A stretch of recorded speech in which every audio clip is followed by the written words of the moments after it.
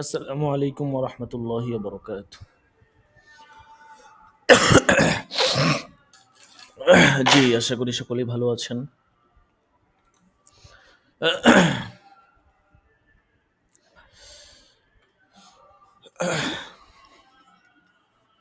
আসলে আমরা শুক্রবার দিন কোনো বৎসরে ক্লাস করানো হয় নাই আরকি। তো শুক্রবারে আমরা কোনো সময় শুক্রবারে ক্লাস করাই নাই। যত ব্যস্ততায় ছিল আমরা শুক্রবারে ক্লাস করাই নাই। ঠিক আছে? কারণ দেখা গেছে শুক্রবার দিন একটু ছুটির দিন থাকে। তাছাড়া অফলাইন প্রতিষ্ঠানগুলোতেও শুক্রবারে ক্লাস হয় না। কিন্তু এখন দেখা গেছে আমাদের হাতে যেহেতু সময় কম, আমাদের একটু পড়াশোনাও আছে, সব মিলায় একটু দেখা গেছে তাড়াহুড়া করতেই হবে। তো এভাবে যদি আমরা ক্লাস করে যাই প্রতিদিন, তারপরেও আমাদের 20 তারিখ পর্যন্ত ক্লাস হবে আর কি। 20 তারিখের পরে হাতে 11 দিন সময় থাকবে। তো দেখা গেছে 1 সপ্তাহ খেয়ার থাকলো, আর পরীক্ষাটা একটু আগ থেকে শুরু হইলো। 10 তারিখের মধ্যে, জানুয়ারির 10 তারিখের মধ্যে যেন পরীক্ষাটা শেষ হয়ে যায়। তাহলে দেখা গেছে বেফাকের আগে আমরা 10 দিন, এরপরে বেফাক পরীক্ষা 10 দিন, প্রায় 20 দিনের মতো সময় পাইলাম। 20 দিন সময়ে কিন্তু আমরা সনদ, মার্কশিট, ফলাফলের কাজ, ক্রেস্ট, পাগড়ি, ইত্যাদি, চাবির রিং, কলম, মানে মোটামুটি আমরা আগায় নিতে পারবো আর কি। মূলত এইটাই উদ্দেশ্য আর কি। তো এই জন্যই দেখা গেছে একটু চাপ আপাতত মনে হইলে ওইটা আমাদের জন্য পরবর্তীতে ভালো হবে। এই জন্য কষ্টকর হইলেও একটু যারা আছে ইনশাল্লাহ একটু নিয়মিত ক্লাস করি, পরবর্তীতে রিল্যাক্স থাকতে পারবো। এখন কষ্ট করার মেইন উদ্দেশ্য হচ্ছে যেন পরে আমরা রিল্যাক্স থাকতে পারি। ঠিক আছে? ধরেন আপনার ট্রেন হচ্ছে 11টা 20-এ, এখন স্টেশন হচ্ছে ধরেন আপনার বাড়ি থেকে বের হয়ে স্টেশন যেতে 5 মিনিট লাগে। এখন আপনি 11টা 15 বের হবেন এই জন্য? না, 11টা 15 না, আপনি 11টা 5-এ বের হয়ে যান, আপনি 10 মিনিট আগে চলে যান। ঠিক আছে? কারণ কষ্ট হইলে আপনি স্টেশনে 10 মিনিট লেট করলেন, সমস্যা কি? অনেক সময় দেখা গেছে 11টা 20-এ ট্রেন, 11টা 20 কাটায় কাটায় চলে আসছে। আপনি 15তে যে বাসা থেকে বের হয়েছেন 5 মিনিট আগে, একটু এদিক সেদিক হয়ে যেতে পারে। একজনের সাথে সাক্ষাৎ হয়েছে, 2 মিনিট কথা বললে আপনার এদিকে 2 মিনিট লেট হয়ে গেল। কাটায় কাটায় টাইম নিয়ে আসলে কিছু করা যায় না, হাতে কিছু এক্সট্রা সময় রাখতে হয়। তো এই জন্য দেখা গেছে এখন আমাদের কষ্ট হইলেও, হুম, যে আমরা যেটা বললাম আর কি, যে বিগত কোনো বছরে আমরা শুক্রবার দিন ক্লাস করাই নাই, আপনাদেরকেও তো করানো হয় নাই, কিন্তু এই শেষ সময়ে এসে করতে হচ্ছে। তো এখন কষ্ট হইলেও এই কষ্টের ফলটা আমরা মানে সকলে পরবর্তীতে ভোগ করতে পারবো। তখন একটা লম্বা টাইম থাকবে, দেখা গেছে আমরা রিল্যাক্সে, আপনারা আপনাদের মতো কাজ করলেন, সব কিছু গুছাইলেন, আমরা আমাদের মতো করে সব কিছু গুছাই নিলাম। তো এই জন্য আর কি একটু কষ্ট করলেও দেখা গেছে এটার ফল ইনশাল্লাহ ভালো হবে। আচ্ছা, তো আমরা সিরাজি পড়তেছিলাম। সিরাজি যেহেতু আমাদের লম্বা টাইম নিয়ে পড়তে হবে, এই জন্য সিরাজির ক্লাসটা আমরা একটু বেশি করব। তো এর আগের অধ্যায়গুলোতে আমরা গত অধ্যায় যেটা পড়েছিলাম, যে যদি কারোর মধ্যে চারটা সবব, চারটা কারণের কোনো একটা কারণ থাকে, তাহলে সে হচ্ছে আপনার মিরাসের সম্পত্তি থেকে সে বঞ্চিত হয় আর কি। এগুলো আমরা পড়েছিলাম। তো আজকে আমরা কিতাবুল্লাহ বর্ণিত যে অংশগুলো আছে, যেটা আমরা বলেছিলাম যে জাউইল ফুরুজ যারা আছে, যারা হচ্ছে যাদের অংশটা কিতাবুল্লাহর মধ্যে আছে, এদেরকে বলা হয় জাউইল ফুরুজ। তো এই জাউইল ফুরুজ যারা আছে, এদের অংশগুলো কতটুকু, কে কতটুকু পাবে, এবং কে এর হকদার, কতটুকু পাবে এবং কারা এর হকদার, এই দুইটা বিষয় নিয়ে আজকের পরিচ্ছদে ইনশাল্লাহ আলোচনা হবে। বিসমিল্লাহির রহমানির রহিম। অল্প সময় ক্লাস হবে, 10টার মধ্যে শেষ হয়ে যাবে, সকলে একটু মনোযোগ দিয়ে ধরি। বাবু মারিফাতিল ফুরুজি ওয়া মুস্তাহিকিহা, নির্ধারিত অংশ এবং তার অধিকারীগণের পরিচিতির অধ্যায়। আল ফুরুজুল মুকদ্দারাতু ফি কিতাবিল্লাহি তাআলা সিত্তাতুন, এখান থেকে সকলেই বুঝেন সিরাজি কিতাবটা হচ্ছে এমন যে আপনি যদি না বুঝেন, মানে অন্যান্য কিতাব তো না বুঝলে আপনি একটু লিখতে পারেন, ঠিক না? সিরাজি কিতাব এমন, আপনি যদি না বুঝেন, আপনি পরীক্ষায় মনে করেন যে শূন্য পাওয়া ছাড়া কোনো গতি নাই। ঠিক আছে? তো এই কিতাবটাই এমন। এটা আপনার বুঝতে হবে। মানে দেখা গেছে আমরা এই কিতাবের গভীরে যাব না কিন্তু। আমরা কিন্তু প্রাথমিক যে আলোচনা মানে প্রাথমিক যে মাসলাগুলো যেগুলো হচ্ছে সচরাচর প্রয়োজন হয় ওগুলোই পড়াবো। কঠিন যে মাসালাগুলো আছে রদ, মুনাসাখা, আউল এই সমস্ত অধ্যায় আমরা বিস্তারিত পড়াবো না। প্রাথমিক যে মাসালাগুলো আছে শুধু এগুলোই পড়াবো। আর এইগুলোই আপনাদেরকে বুঝতে হবে। এগুলো যেহেতু প্রাথমিক মাসালা এগুলো আপনাদের বুঝতে আশা করি অসুবিধা হবে না। এজন্য সকলেই মানে এই নিয়তে সবকটা ধরবেন যেন এটা বুঝতে হয়। অন্যান্য কিতাব তো দেখা গেছে আপনারা মানে ধরেন নিজের মতো করে বুঝেন আর না বুঝেন। পরীক্ষা দেখা গেছে আসলেও টুকটাক কিছু লিখতে পারেন। কিন্তু এটা পরীক্ষায় আসবে মাসালা আসবে কিতাবের বাহির থেকে। যে এক ব্যক্তি ৫,০০,০০০ টাকা রেখে মারা গেছে, তার ছেলে আছে, মেয়ে আছে, এই আছে, সম্পদটা ভাগ করে দেন। তো কিভাবে ভাগ করে দিবেন? এখন আপনি যদি মাসলাটা না বুঝেন মানে কিভাবে ভাগ করতে হয়, কাকে কতটুকু অংশ দিতে হয়, এই জিনিসটা যদি না বুঝেন তাহলে কিন্তু আপনি লিখতে পারবেন না। এজন্য এইটা একটু মনোযোগ দিয়ে ধরেন যেন পুরোপুরি বুঝতে পারেন। না বুঝলে জিজ্ঞাসা করবেন। তো যেটা বলতেছে যে আল ফুরুজুল মুকদ্দারাতু ফি কিতাবিল্লাহি তাআলা সিত্তাতুন। আল্লাহ তাআলার পবিত্র গ্রন্থ কুরআন মাজিদের মধ্যে ফুরুজে মুকদ্দারাহ নির্দিষ্ট যে অংশ এগুলো হচ্ছে সিত্তাতুন। এগুলো হচ্ছে আপনার মোট ৬টা ৬টা অংশ কিতাবুল্লাহ নির্ধারণ করা হয়েছে। ৬টা অংশ কি কি? ১ নাম্বার আর নিসফু অর্ধেক, মানে যে কোনো একটা সম্পদ ধরেন টাকা পয়সা ১০,০০,০০০ টাকার অর্ধেক ৫,০০,০০০ টাকা, ঠিক আছে? এটা হলো ১ নাম্বার অংশ। ২ নাম্বার আর রুবু ১/৪ ৪ ভাগের ১ ভাগ, যেই সম্পদটা হচ্ছে সম্পদের ৪ ভাগের ১ ভাগ, এটা হচ্ছে ফুরুজে মুকদ্দারার ২য় নাম্বার। ৩ নাম্বার আসসুমুনু ১/৮ অর্থাৎ ৮ ভাগের ১ ভাগ, এটা হচ্ছে আসসুমুন। ৪ নাম্বার আসসুলুসান, সুলুসান মানে হচ্ছে ২/৩ সুলুস মানে হচ্ছে ৩ ভাগের ১ ভাগ, ঠিক আছে? সুলুসান মানে ২/৩ হ্যাঁ, মানে ৩ ভাগের ২ ভাগ আর কি, ঠিক আছে? যেটাকে বলা হয় ২/৩। আচ্ছা, তারপর আর সুলুস মানে ১/৩, ঠিক আছে? সুলুসান মানে হচ্ছে আপনার কি ৩ ভাগের ১টা ভাগ, আর সুলুস মানে হচ্ছে ৩টা ভাগের ২টা ভাগ সুলুসান। এটা বুঝতে হবে। সুলুস মানে ৩ ভাগের ১ ভাগ, ১/৩ আর কি। এরপরে ৬ নাম্বার আসুদুস, আসুদুস মানে হচ্ছে ৬ ভাগের ১ ভাগ। আলাত তাদঈফি ওয়াত তানসিফি বলতেছে এগুলো দ্বিগুণ এবং অর্ধেক করার ভিত্তিতে, অর্থাৎ তাদঈফ তানসিফ কাকে বলে এগুলো বিস্তারিত সামনে আসবে। হুম, অর্থাৎ এর দ্বিগুণও হইতে পারে অর্ধেকও হইতে পারে আর কি, ঠিক আছে? তো এগুলো ব্যাখ্যা সামনে আসবে। তো বলতেছে ও আসহাবু হাযিহি সিহামি ইসনা আশারা নফরান, এই যে ৮টা ভাগ বললো মানে ৬টা অংশ আর কি, এই ৬টা অংশ বলতেছে ইসনা আশারা নফরান ১২ শ্রেণীর লোক, ১২ দলের লোক এই অংশগুলোর মালিক হবে, ঠিক আছে? তো এখন এতক্ষণ তো বললো যে কারা কতটুকু অংশ পাবে, এখন বলবে যে কারা পাবে। আসহাবু হাযিহি সিহামি ইসনা আশারা নফরান ১২ শ্রেণীর লোক তারা এই অংশগুলো পাবে। পূর্বে আমরা বলেছিলাম যে ১২ শ্রেণীর মধ্যে ৪ জন হচ্ছে পুরুষ আর ৮ জন হচ্ছে মহিলা, এরা কিন্তু পাবে, ঠিক আছে? আরবাআতুম মিনার রিজালি ৪ জন হচ্ছে পুরুষ, যারা কারা কারা? ওহুমুল আবু ১ নাম্বার হচ্ছে পিতা। ২ নাম্বার ওয়াল জাদ্দুস সহিহু প্রকৃত দাদা, জাদ্দে সহি প্রকৃত দাদা, জাদ্দে ফাসেদ জাদ্দে সহি কাকে বলে এগুলো সামনে আসবে, ঠিক আছে? না বোঝার কোনো কারণ নেই, ব্যাখ্যা সহ সামনে আসবে। প্রকৃত দাদা। এখন জাদ্দে সহি কে? ওয়াহুয়া আবুল আবি ওয়া ইন আলা, জাদ্দে সহি মানে হচ্ছে পিতার পিতা। আপনার পিতার যেই প্রকৃত পিতা সে, পিতার পিতা এবং ঊর্ধ্বতন যারা আছে তারা হচ্ছে জাদ্দে সহি। ওয়াল আখু লি উম্মিন ৩ নাম্বার হচ্ছে বৈপত্রীয় ভাই। ওয়াজ জাউজু ৪ নাম্বার হচ্ছে স্বামী। তাহলে এই ৪ শ্রেণীর লোক পুরুষ তারা এই সম্পদটা এই অংশগুলোর কোনো একটা অংশ পাবে আর কি। কি কি কোন অংশ পাবে এটা সামনে বিস্তারিত বলবে। আচ্ছা, ওয়াসামানিম মিনান নিসাই, এবং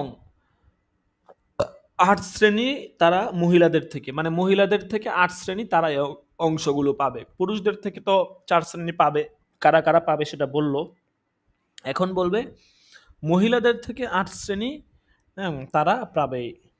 আচ্ছা, এখন মহিলাদের থেকে ৮ শ্রেণী কারা, মহিলারা কারা কারা পাবে, তাদের একজন একজন করে বলতেছে।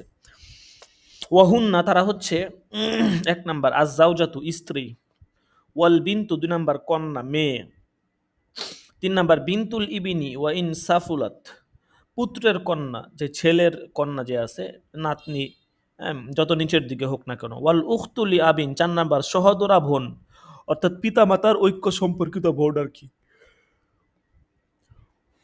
আপন বোন যেটাকে বলে আর কি, উখতুলি আবিন ওয়া উম্মিন। ৫ নাম্বার উখতুলি আবিন, বইমাত্রেয় বোন, মানে পিতার দিক থেকে যেই বোন আপনার সম্পর্কের বোন হয়। ৪ নাম্বার হচ্ছে উখতুলি উম্মিন, বৈপেত্রীয় বোন।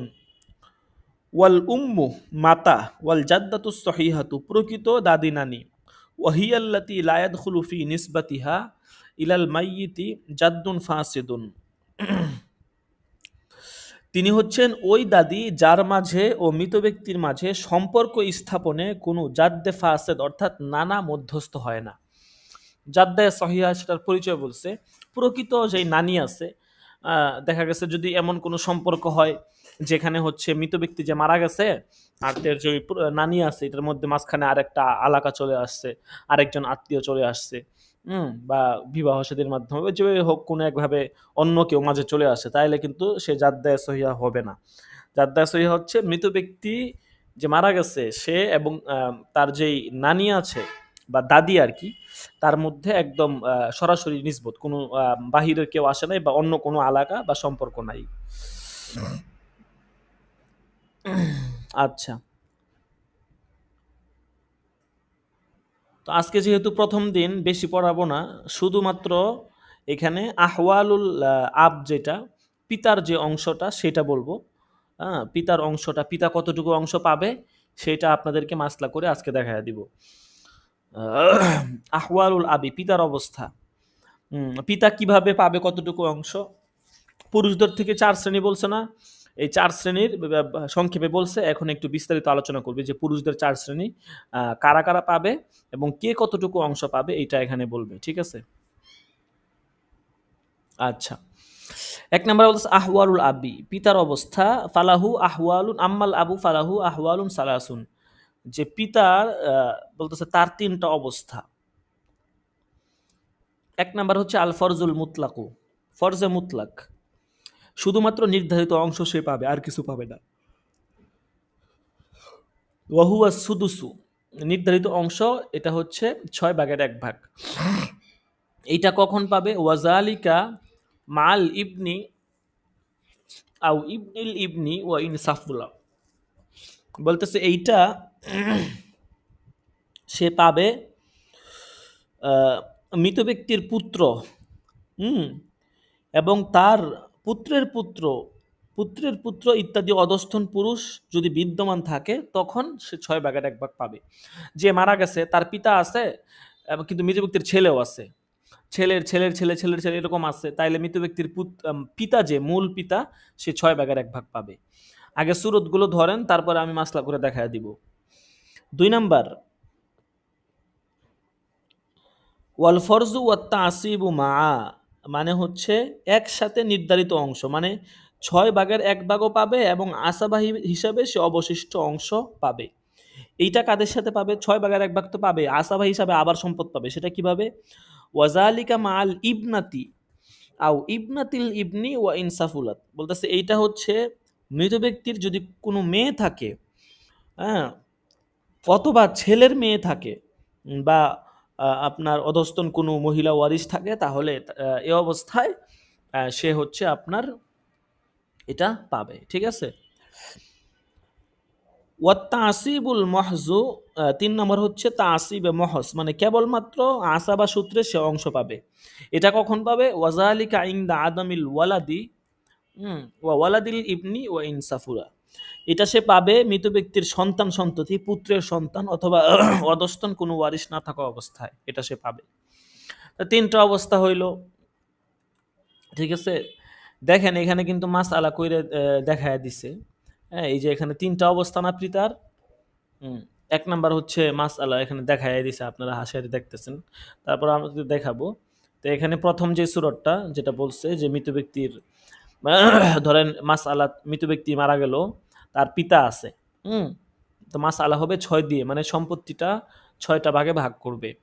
ভাগ করে ছেলে অথবা ছেলের ছেলে এরা 5টা ভাগ পাবে, আর পিতা পাবে 1 ভাগ, ঠিক আছে। এটা প্রথম সুরত গেল। দ্বিতীয় সুরত মাসালা হবে 6 দিয়ে, ধরেন পিতা আছে আর এই পাশে ছেলে নাই, মেয়ে আছে অথবা ছেলের মেয়ে আছে, এরা আছে আর কি, ঠিক আছে। তো বলছে যদি মেয়ে থাকে অথবা ছেলের মেয়ে থাকে তাহলে এরা 3 ভাগ পাবে, আর পিতা পাবে 3 ভাগ, অর্ধেক পাবে আর কি। আর 3 নাম্বার সূরাতে বলতেছে যে মাসআলা হবে 3 দিয়ে। যদি এরকম থাকে, আপনার যদি মা থাকে, মা চলে আসে, মৃত ব্যক্তির কোনো সন্তানাদি নাই, ঠিক আছে, মা আছে শুধু, মৃত ব্যক্তির শুধু পিতা আর মা আছে, আর কেউ নাই, এই ক্ষেত্রে আপনার পিতা পাবে 2 ভাগ আর মা পাবে 1 ভাগ, ঠিক আছে। আচ্ছা, তো মাসআলাটা কিভাবে করবেন সেটা আপনাদেরকে দেখায় দেই। প্রথম সূরত যেটা ছিল যে আপনার যেটা বলছে ফরজে মুতলাক পাবে, অর্থাৎ 6 ভাগের 1 ভাগ পাবে। এই 6 ভাগের 1 ভাগ কিন্তু পিতা শুধু মানে একবারই পাবে, এমন না যে আসাবা হিসাবে ওখানে আবার সম্পদ পাবে। আসাবা হিসাবে সে কিন্তু কোনো সম্পদ পাবে না, ঠিক আছে। 6 ভাগের 1 ভাগ সে শুধু একবারই পাবে। অর্থাৎ যদি মৃত ব্যক্তির পুত্র বা পুত্রের বংশধরদের কোনো পুরুষ ওয়ারিস বিদ্যমান থাকে তাহলে পিতা মৃত ব্যক্তির সমস্ত সম্পদের 6 ভাগের 1 ভাগ পাবে। এ অবস্থায় পিতা কিন্তু কি হবে না, আসাবা হবে না, বরং সে নির্দিষ্ট অংশ ফরজে মুতলাক পাবে, ঠিক আছে। আচ্ছা,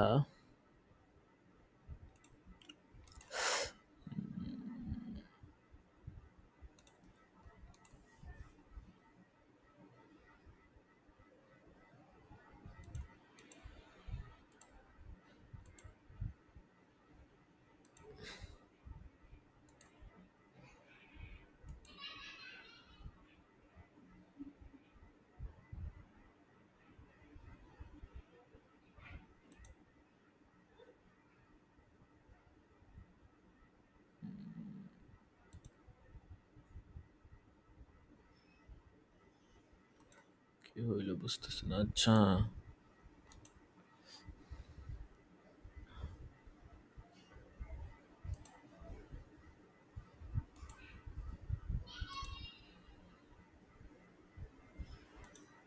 আচ্ছা, আপনারা আশা করি দেখতেছেন, বোর্ড দেখতেছেন, এখানে একটা অনলাইন বোর্ড টুল অন করলাম আর কি। হ্যাঁ,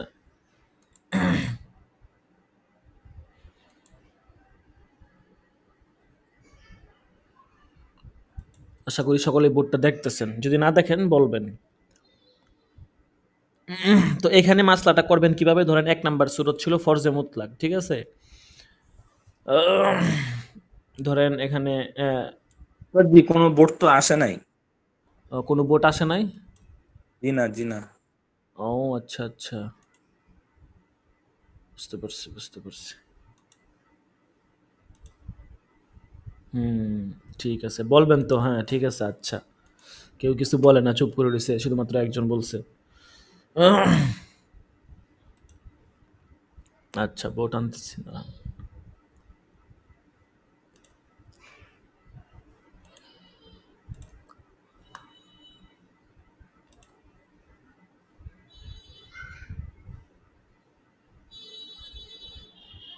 এইবার বোট আসতে মনে হয় না। জি উস্তাদ, জি আসে। জি জি উস্তাদ, জি আসে। হ্যাঁ হ্যাঁ, একটা এটা অনলাইন একটা টুল আর কি, বোট। তো মাসআলাটা যেহেতু আপনাদের করতে হবে এই জন্য আমি দেখাচ্ছি আর কি। পরীক্ষায় যদি আসে এই সিস্টেমে করবেন যে পিতার কত অবস্থা উদাহরণ সহ লেখো, এভাবে লিখতে হবে আর কি। ধরেন এভাবে মাইয়াত লিখবেন, ঠিক আছে। হ্যাঁ, মাইয়াত লেখার পরে ধরেন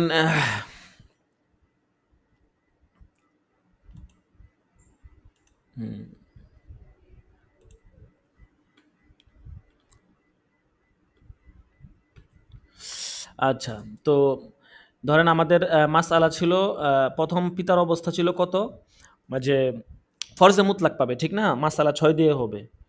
তো মাসআলা যখন 6 দিয়ে হবে, তো এখানে আপনি লিখবেন 6, ঠিক আছে? এই পাশে 6 লিখবেন, ঠিক আছে? লেখা এই পাশে ধরেন আপনি লিখবেন আবুন, ডান পাশ থেকে শুরু করবেন, এই পাশে আবুন লিখবেন। আর এই পাশে ধরেন কে আছে, ইবিন আছে, ঠিক আছে? এই পাশে লিখবেন ইবিন, ঠিক আছে? তো মাসলা হবে আপনার 6 দিয়ে। তাইলে যেহেতু শুধু পিতা আছে আর ছেলে আছে, আর আমরা পড়ছিলাম যে পিতা ছেলে থাকলে পিতা পাবে 6 ভাগের 1 ভাগ, আর হচ্ছে আপনার এই ছেলে পাবে 5 ভাগ, বাকি 5 ভাগ ছেলে পাবে আর কি, ঠিক আছে? এটা আমরা পড়েছিলাম। তো এই সিস্টেমে আপনি এখানে অংশ দিয়ে দিবেন। কোথায় গেল, এই যে।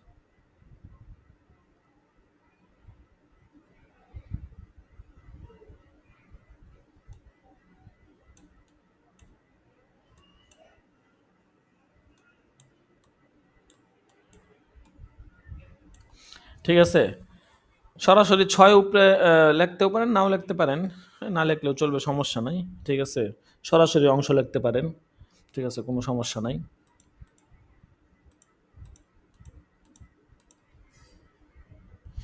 এভাবে লিখতে পারেন, 6 নিচে দিয়ে তারপরে উপরে লিখবেন 1, হ্যাঁ, এবার উপরে লিখবেন 5, এই সিস্টেমে লিখতে পারেন, ঠিক আছে? অথবা সরাসরি আপনার অংশ লিখতে পারেন, যে এরকম, যে 1 আর হচ্ছে 5, ঠিক আছে? এরকম লিখতে পারেন। অথবা এখানে 6 দিতে পারেন, এভাবে আমরা লিখি আর কি, এভাবে পড়ছিলাম, এভাবে লিখতে পারেন। এখানে নিচে 6 দিবেন আর উপরে মূল অংশটা দিবেন আর কি, 6 ভাগের 1 ভাগ, 6 ভাগের 5 ভাগ, ঠিক আছে? তো এটা ছিল প্রথম সূরত। পরীক্ষা আসলে এভাবে মশলাটা করে দিবেন। আচ্ছা, এরপরে দ্বিতীয় সূরত ছিল যে ফরজ এবং তাসিব, অর্থাৎ যদি আপনার কি থাকে, মৃত ব্যক্তির আপনার হচ্ছে আপনার তার পিতা আছে এবং হচ্ছে কন্যা আছে বা ছেলের মেয়ে আছে আর কি।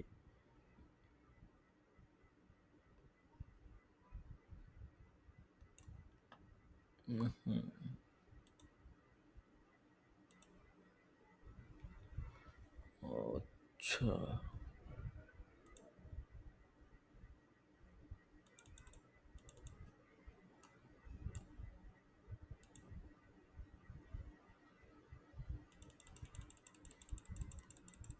আচ্ছা, ধরেন আবার দেখাইতেছি, 2 নাম্বার সূরাটা দেখেন।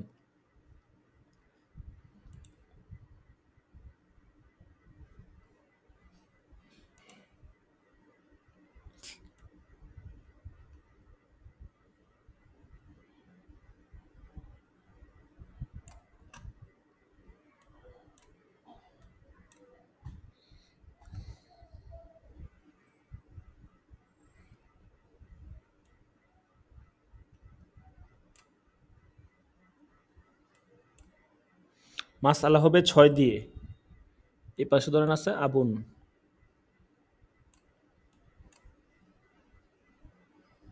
এই পাশে আছে ধরেন বিনতুন। বিনতুলিবিন আপনারা এখন তো জায়গা কম, আমি বিনতুলিবিন লিখলাম না, আপনারা বিনতুলিবিন লিখে নিয়েন। এই পাশে ধরেন আছে বিনতুন, ঠিক আছে? তাইলে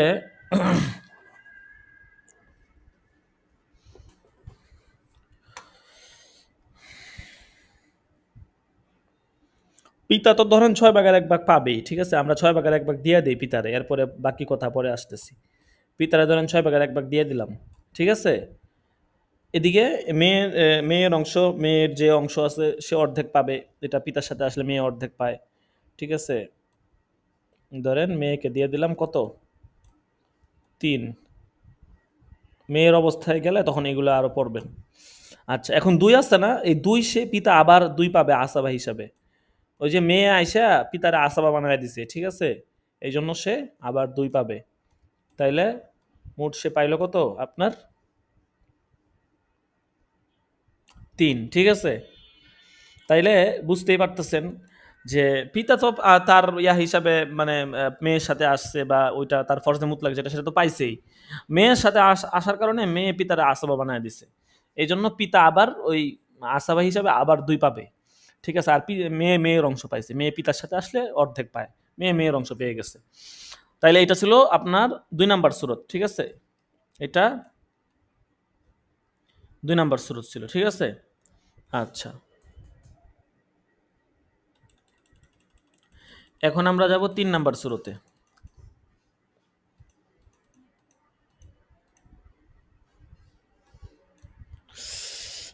3 নাম্বার সূরতে মৃত ব্যক্তির পুত্র, কন্যা কেউ যদি না থাকে কিংবা পুত্রের কোনো সন্তানাদি কেউ না থাকে, তাহলে ধরেন পিতা আর মাতা আছে, সেই হিসাবে পিতা আসাবা হিসাবে অংশ পাবে আর কি, ঠিক আছে?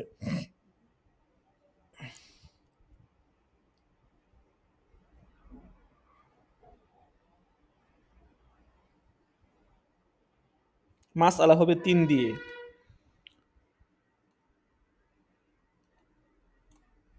তখন মাসআলা করবেন 3 দিয়ে। ধরেন এই পাশে আছে শুধু আবুন, হ্যাঁ, সন্তানাদি নাই, শুধু মা আছে। ধরেন এই পাশে আছে শুধু উম্মুন, ঠিক আছে?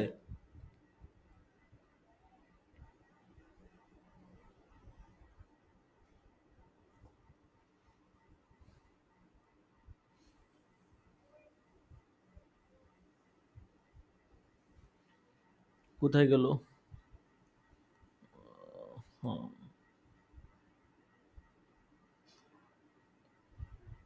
বুঝতে গেল কেন বুঝলাম না। আচ্ছা,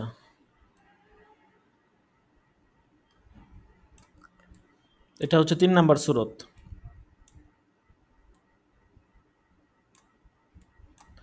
এই পাশে আছে আবুন আর এই পাশে হচ্ছে আপনার উম্মুন। মাসআলা 3 দিয়ে না, পিতা পাবে 3 ভাগের 2 ভাগ।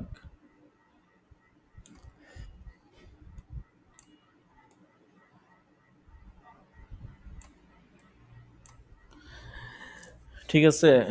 মূলত পিতা তো আপনার 3 ভাগের 1 ভাগ পাইছে, ঠিক আছে? 3 ভাগের 1 ভাগই কিন্তু পাইছে। কিন্তু ওই যে মায়ের সাথে আসছে, মায়ের সাথে আসার কারণে পিতা আবার আসাবা হয়ে গেছে আর কি। যাই হোক, ওই হিসাবেই সে আসাবা বলেন যেভাবে বলেন, মায়ের সাথে আসার কারণে সে আপনার 3 ভাগের 2 ভাগ পাবে আর কি।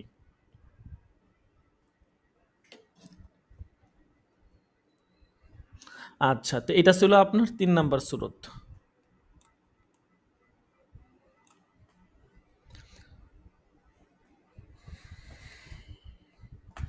তো এই ছিল আপনার 3টা মাসআলা, ঠিক আছে? 3টার 3 সূরত, ঠিক আছে? এটা মাথায় রাখবেন।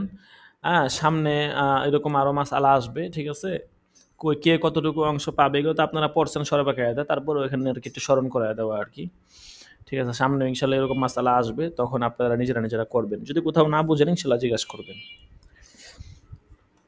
আচ্ছা, হাজিরা টাকা হবে, হাজিরা দিয়ে দেব সকলেই।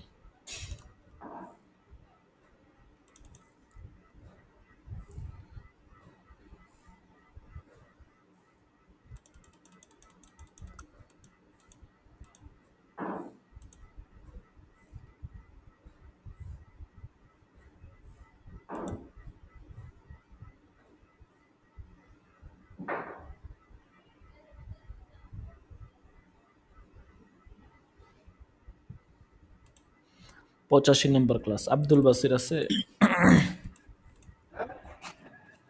মুস্তাহিদ আল আদনান, খুরশেদ আলম, খুরশেদ আলম নাই, আবু ইউসুফ, লাব্বাইক উস্তাদ জাসি। সাকিবুল ইসলাম, লাব্বাইক। শাহাদাত হুসাইন, মাহাদি হাসান, লাব্বাইক উস্তাদ জি, লাব্বাইক। আব্দুর রহমান, রাফিউল ইসলাম আছে নাই, আব্দুর রহমান সিরাজি আছে, আলী হুসাইন আছে, আলী হুসাইন, তারপর এরশাদুল্লাহ আছে নাই, তারপর মাসুম বিল্লাহ আছে 24 নম্বর দাখিলা, নাই। 29 নম্বর দাখিলা আল আমিন আছে। তারপর তুফাইল আহমদ আছে 33 নম্বর। 35 নম্বর আল আমিন খয়রি। সাপ্তাহিক আচ্ছা, ইউসুফ মাহমুদ আছে 36। মনিরুল ইসলাম আছে, নাই। হজরত আলী, নাই। আচ্ছা ঠিক আছে, কারো কানপুর থাকলে বলতে পারেন। ওস্তাদ, ওস্তাদ আমার একটু প্রবলেম হয় কি, আমার মিউট করতে সময় যায়। ও মানে এটা আচ্ছা আচ্ছা আনমিউট আচ্ছা আনমিউট আচ্ছা থেকে ঠিক মিউট আছে করতে ঠিক আছে হয়ে ঠিক যায়। আছে আচ্ছা শুক্রান, ঠিক আছে, আমি আপনারটা ঠিক করে দিয়েছি, ঠিক আছে। আর হচ্ছে যেটা বলতেছিলাম, আপনারা চলে গেছেন কিনা দেখি তো, না আছেন।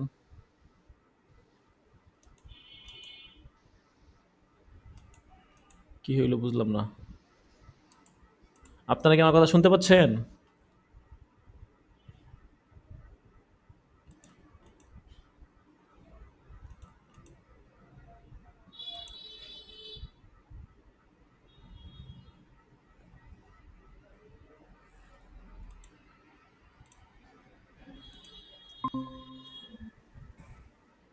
আমি আছি ওস্তাদ জি, দাখিলা 15 আছি।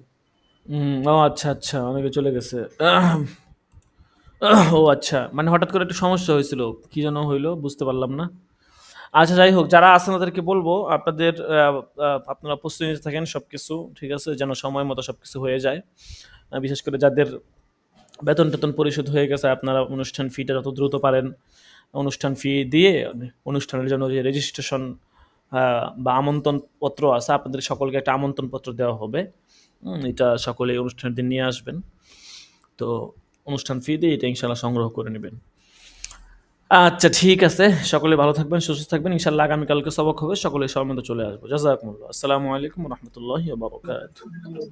ওয়ালাইকুম আসসালাম ওয়া রাহমাতুল্লাহ।